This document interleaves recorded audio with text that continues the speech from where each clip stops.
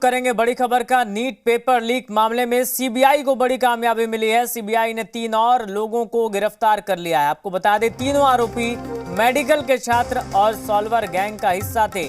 कुमार मंगलम बिश्नोई, दीपेंद्र कुमार और शशि कुमार पासवान गिरफ्तार किए गए हैं। 5 मई को पेपर के दौरान ये तीनों आरोपी हजारीबाग में मौजूद थे। तो इस वक्त बड़ी जानकारी और बड़ी खबर नीट पेपर लीक से जुड़ी हुई मिल रही है। सीबीआई को बड़ी कामयाबी मिली है, 3 और आरोपियों को गिरफ्तार किया है और ये तीनों मेडिकल के छात्र हैं। सॉल्वर गैंग का हिस्सा थे ये तीनों, कुमार मंगलम बिश्नोई, दीपेंद्र कुमार और शशि कुमार पासवान। ये तीनों अब सीबीआई की गिरफ्त में है।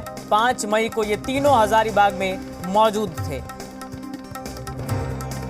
और जी मीडिया संवाददाता प्रमोद हमारे साथ जुड़ गए फोन लाइन पर। प्रमोद, क्या जानकारी और जिन तीनों लोगों की गिरफ्तारी हुई है, कैसी भूमिका इनकी है?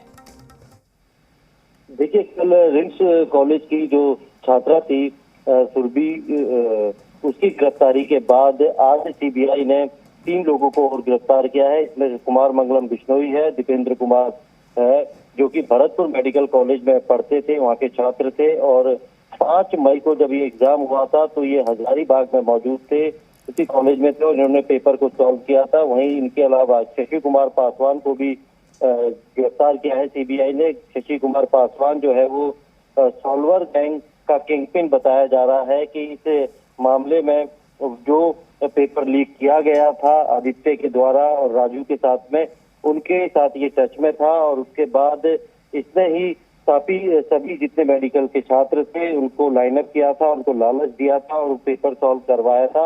इस मामले में ये 3 गिरफ्तारी हुई है और इससे पहले भी एम्स पटना के 4 डॉक्टरों को सीबीआई गिरफ्तार कर चुकी है। यानी कि मेडिकल कॉलेज के 2 छात्र थे और जिन्होंने पेपर सॉल्व किया था, उसमें कुल अब तक जो है 8 गिरफ्तारियां हो चुकी है, जिसमें सुरभि भी एक नाम है।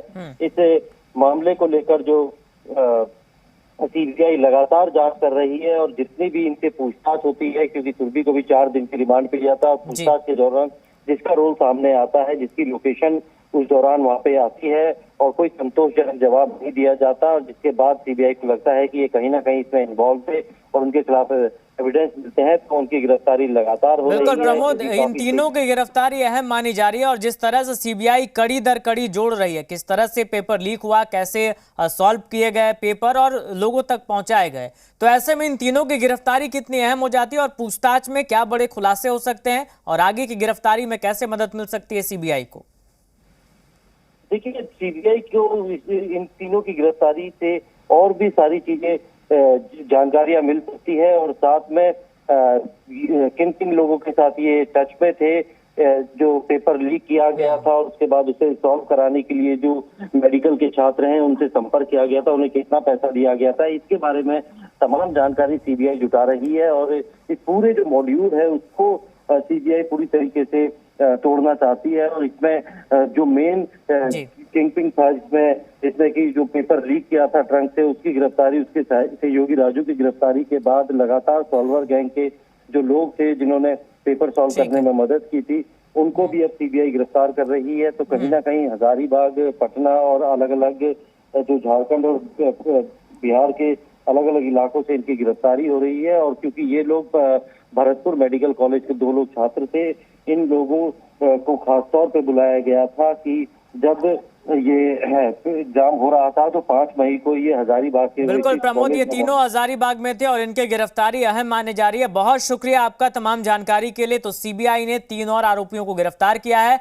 मेडिकल के छात्र हैं, सॉल्वर गैंग का हिस्सा बताया जा रहा है, यानी कि पेपर सॉल्व करने में इनकी भूमिका थी।